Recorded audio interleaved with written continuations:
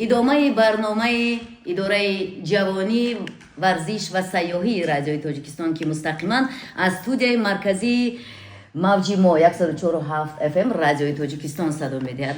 پرویناز من خواهش میکردم میزرا برای ما زمزمه. اولا میخواستم فرصت مناسب را استفاده برده برای همه جوانان روز جوانان مبارک باشد خوشبختی همه ما. و میخواستم با چند مصرع شاعر بزرگ نوشته است که جوانی ثروت و گنجینه ما، فروغ نغمه در سینه ما.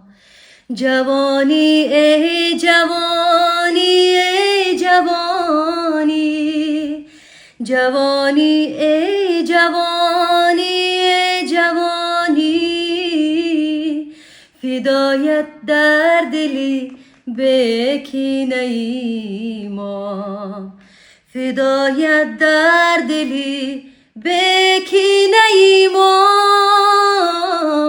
جوانی ای جوانی،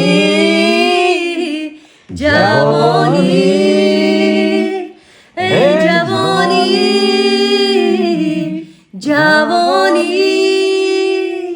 ای جوانی. تو جامی ساقی داری من ندارم، فری آفاقی داری من ندارم، برای عشق دیگر بخت دیگر تو داری، عمر باقی من ندارم.